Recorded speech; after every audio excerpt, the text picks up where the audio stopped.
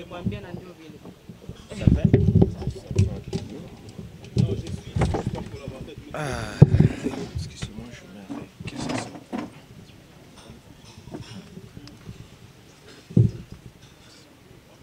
Pourquoi tu ne le mets pas de l'autre côté?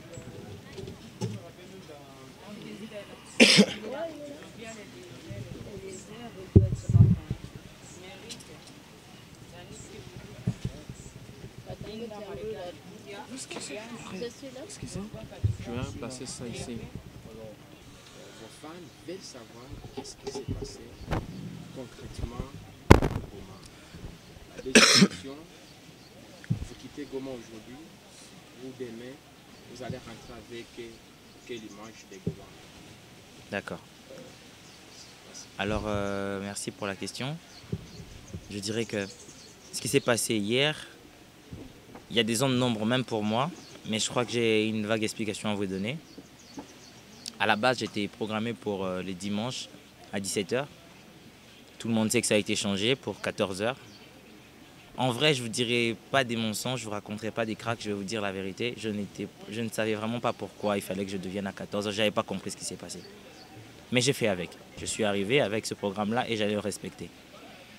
Et on m'a dit de venir faire le check sound à une heure précise qui a été fixée. Je suis arrivé 20 minutes avant l'heure du check sound. On m'a fait attendre des heures.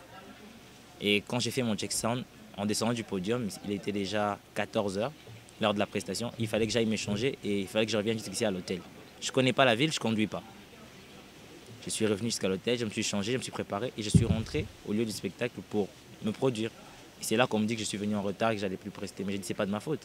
Je suis arrivé en retard parce que j'ai fait les checks sound en retard. Si je l'avais fait en temps, je crois que j'aurais eu le temps de revenir à l'hôtel, de m'échanger et de revenir au bon moment pour prester. Mais malheureusement, ça ne s'est pas passé comme ça. Donc, on m'a dit que je n'allais pas prester. Moi, je n'ai pas voulu aussi faire pression. J'ai juste demandé qu'on me dise la décision finale pour que je sache si je dois m'en aller ou si je dois attendre pour prester. Et c'est là qu'on m'a demandé d'attendre, on va trouver une solution. Encore là, j'ai attendu des heures. Je suis un peu malade, vous le remarquez. Mais j'ai quand même attendu des heures comme ça dans la salle. Je crois que j'avais même rien mis sous la dent du matin jusqu'à cette heure-là. Jusqu'à l'heure de ma prestation. Même après ma prestation, je n'avais rien mis sous la dent. Mais je suis resté là parce que je voulais vraiment voir ce public. Je voulais me sacrifier pour ce public gomatracien. Je voulais vraiment qu'il voit l'artiste Gaze, c'est lui qu'il est, ce qu'il peut faire sur scène pour essayer de communier avec eux, avoir une nouvelle expérience avec mes frères et mes sœurs que j'aime tant. Et en fin de compte, on a fini par me donner du temps. On m'a demandé de monter sur scène. Je suis monté. Et pendant que je commençais à faire mon spectacle, déjà, la balance de check sound qu'on avait fait, on n'allait plus le respecter parce qu'on nous a donné le temps après le groupe de Didier Awadi. Donc, on est obligé d'utiliser les check sound, la balance de Didier Awadi, qui n'est pas évidemment compatible avec ma musique. Donc, le son, il déconnait un peu. Alors, j'ai essayé de faire avec. Et il y a eu coupure d'électricité. On m'apprend que c'est la première fois que ça arrive au festival à Magny. Arrêtez-moi si je me trompe. C'est la première fois que ça arrive, qu'il y ait coupure d'électricité pendant le festival. J'ai attendu que l'électricité se rétablisse. Et quand l'électricité s'est rétablie, je suis remonté sur scène pour chanter. La même bêtise s'est reproduite. Après, on m'a coupé les instruments. J'avais plus que mon micro. Et j'ai chanté en acapella avec le public pendant un moment, avant qu'on me coupe aussi le micro. Et j'aurais au moins voulu dire au revoir à ce public. J'ai même pas eu l'occasion parce que je n'avais plus de micro. Et le public s'est fâché. Ils ont commencé à vouloir que je reste. Ils n'ont pas voulu que je descende. Et quand je suis descendu quand même, ils ont commencé à lancer des projectiles. Moi, je ne pouvais rien faire. Je ne pouvais ni interdire, ni motiver, ni rien faire. Je ne pouvais rien faire. J'avais plus d'influence à ce moment-là parce que je ne pouvais plus communiquer avec eux. J'avais plus de micro. J'étais déjà descendu. Il y a eu des projectiles et tout sur le podium, sur l'MC. Et voilà, c'est ce qu'on m'a appris. Le public n'était pas content que je descende de scène. Il voulait que je reste et que je fasse encore plus des chansons. Chose qui n'était pas possible par rapport à l'organisation, voilà, papier, bic, vous connaissez comment ça se passe. Moi, je suis plus musicien que tout ça. Donc, voilà, c'est ce qui s'est passé hier. Et en fin de compte, moi, je crois que j'ai passé du bon moment avec le public gomatracien. Ils m'ont donné beaucoup d'amour.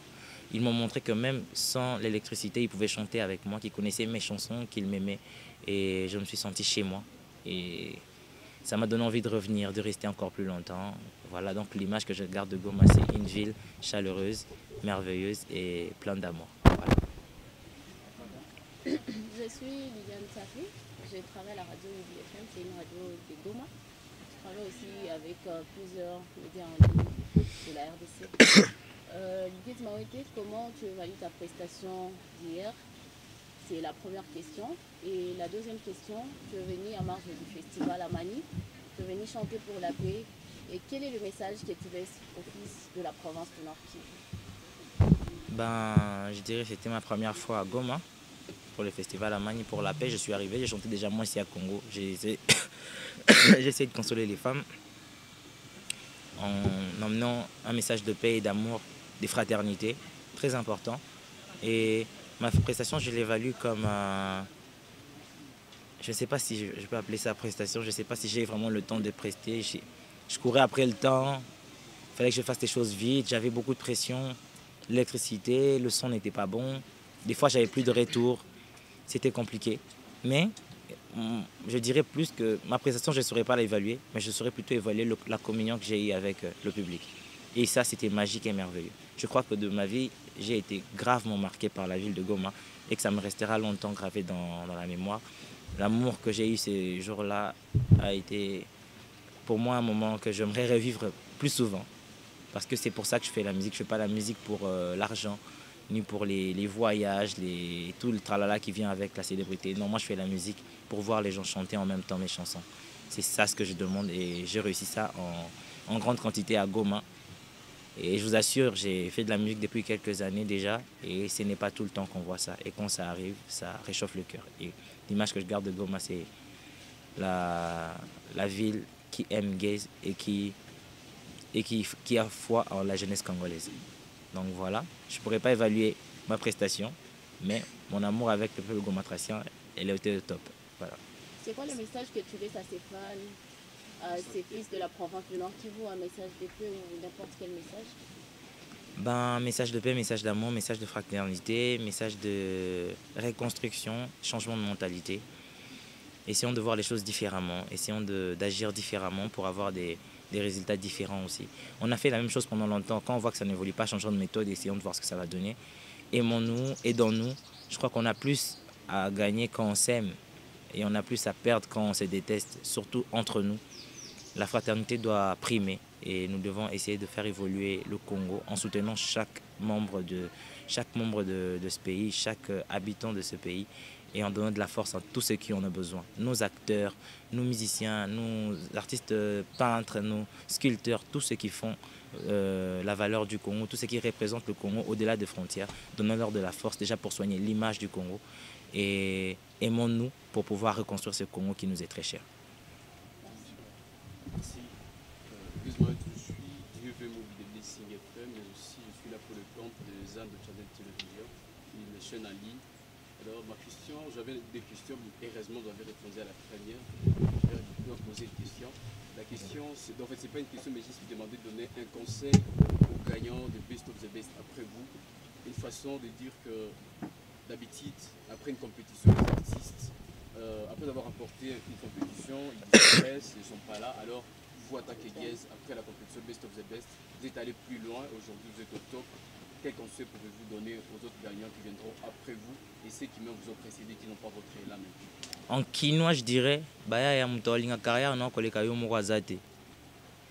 et en français, ça peut être plus long, je dirais, on doit se battre nous pour ce que l'on veut et ne pas attendre que les gens le fassent pour nous. Peu importe les gens qui t'entourent, la personne qui doit être la plus motivée dans le combat que nous menons d'artistes, c'est nous-mêmes artistes.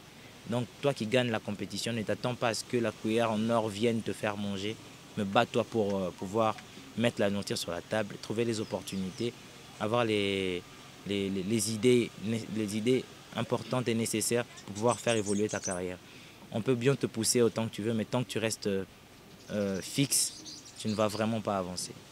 Pour être poussé, il faut donner de l'élan. On dit dans la Bible, on donne à celui qui a déjà. Et à celui qui n'a pas, on reprend. Donc tu peux être talentueux, mais quand tu n'as pas la niaque, tu n'as pas la rage de vaincre, même si tu es dans le meilleur label du monde, si tu ne sais pas te battre, ça ne servira à rien. Donc voilà. Guiz Mawete, je suis Rafik Kinzita Emmanuel de UDFM, je bosse avec Milan. J'avais juste une question un peu underground, si vous comprenez un peu ce que je veux dire. Agarabinan, ça veut dire quoi exactement, pour ceux qui ne connaissent pas un peu le nom? Au départ, c'était comme un onomatopée. Ok. Mais après, c'est devenu un terme et après, c'est devenu mon nom. En vrai, ça ne veut rien dire. Ça veut rien dire. C'est juste mon nom. Premier échec, il s'appelle aujourd'hui. En lingala, genre Non, quinoa ou bien... La deuxième question, je vais la poser en français. Vous allez la répondre en lingala. Mais ça d'abord en français. D'accord. Alors, je suis rentré dans Best of the Best parce que j'ai eu du cran. Parce qu'en vrai, je commençais déjà ma carrière, ça allait déjà très bien. J'étais connu déjà et revenir dans une compétition, je voyais ça plus comme une petite humiliation. Je me disais que ça va m'humilier, que ça va me rabaisser. J'ai donné conseil à beaucoup de personnes, j'étais pas très chaud, mais les gens m'ont conseillé d'y aller. En fin de compte, je me suis dit, bon tiens, ça va donner de la visibilité, pourquoi pas, je vais y aller. Et j'ai pris mon courage à deux mains, je suis allé. Et quand je suis allé, je n'avais pas l'intention où je dirais, l'espoir de gagner, oui, mais c'était pas évident. Je partais pas pour gagner, moi je partais pour me faire voir, pour que les gens puissent voir que je sais chanter, que je trouve un contrat de production, que Boma il me remarque. Je partais plus pour avoir un contrat de production, je ne partais pas pour gagner. Donc ce qui m'a poussé à revenir, c'était plus le courage et l'envie de devenir un grand artiste. Et en plus, quels sont les mécanismes pour cette année 2020 que vous allez mettre en place pour éviter tout clash? Clash. Les clashs font partie du game. Je ne suis pas aussi trop dans le clash, mais je sais que le game doit vivre. Donc je ne pourrais pas avoir des stratégies pour éviter le clash chez les autres. Peut-être chez moi, je pourrais réglementer certaines choses. Mais je ne sais pas comment répondre par rapport à cette question-là. Le clash, ce n'est pas moi qui gère. Ça peut venir vers moi. Et je peux dire un truc que quelqu'un peut considérer comme un clash. C'est bizarre. C'est un étrange appareil. Donc ça fonctionne des fois dans un sens et dans l'autre. Et avec Inos, je crois qu'on n'a aucun problème. En vrai, moi personnellement, Inos, personnellement, tout ça un problème. Parce que je me dis qu'on n'a pas à gagner en ayant de conflits. On a plus à perdre qu'à gagner. Et on ne va pas donner un bon exemple à ceux qui viendront après nous. Parce que la musique congolaise ne s'arrête pas chez nous. Parce qu'elle n'a pas commencé chez nous, donc elle ne s'arrêtera pas chez nous. On est juste un point dans l'histoire. Et je pense que comme on est une référence, aujourd'hui, on doit faire l'effort de donner plus de bons exemples en se soutenant, en se supportant, et au lieu de s'insulter, s'entretuer, ça ne sert à rien. Peut-être une dernière question. Dans votre album, il y a des chansons, c'est comme si tu défoules sur quelqu'un. Naza Monasuka, je suis un cadet, donc de nature Matumboli. Des fois, ce que j'écris ne pas viser forcément, mais par rapport à ma nature, j'ai dit des choses comme quand je suis à la maison. Je suis un provocateur à la maison. Et quand je m'inspire de ce que je vis chez moi, ça va finir par Kissi, Yaya, Ozana, Abamilion, ou encore par Mukola, Zoba, Momponote. Donc Mompono, c'est un quartier à Kinshasa. C'est comme si tu t'attaques à quelqu'un. J'aimerais d'ailleurs, ce monsieur on a saisi de www.cd. Moi je voulais revenir sur votre prestation d'hier. Ça a fait polémique sur les réseaux sociaux, notamment dans des groupes des artistes au canton culturel de Goma, un peu à Kinshasa, parce qu'à Kinshasa on n'a pas encore appris vraiment l'information avant les déchaînements d'ici. Mais dites-nous, pour certains de vos fans, ils pensent que c'était un sabotage par rapport au fief d'Innocent Balou, mais puis tu es venu doter de ce public-là. Que pensez-vous? Je ne sais pas ce qui s'est passé. Je n'étais pas là quand l'organisation s'organisait pour faire les choses. Je ne sais pas si c'est comme ça que l'événement devait se passer ou s'il y a eu sabotage. Je ne sais pas faire la différence parce que c'est la première fois que je viens au Festival Amani. Étant novice dans les prestations du Festival Amani, je ne sais pas donner un jugement objectif sur ce qui s'est passé hier. Moi, j'ai juste vu un public qui chantait. J'ai vu l'électricité partir, je sais qu'on est au Congo, et j'ai vu les gens refuser que je descende. Je sais que j'ai presté à l'heure qui n'était pas prévue, donc bref, je ne sais pas quoi dire. Vous avez eu peut-être un appel des organisateurs pour se justifier par rapport à ce qui s'est passé hier sur le côté? Après, non. Après, je crois que je n'ai parlé à personne. J'ai reçu des félicitations, mais c'était tel t'avait félicité et tel t'avait félicité, je ne sais pas vérifier. Mais personnellement, je n'ai parlé à aucun organisateur après. Je n'ai parlé à personne.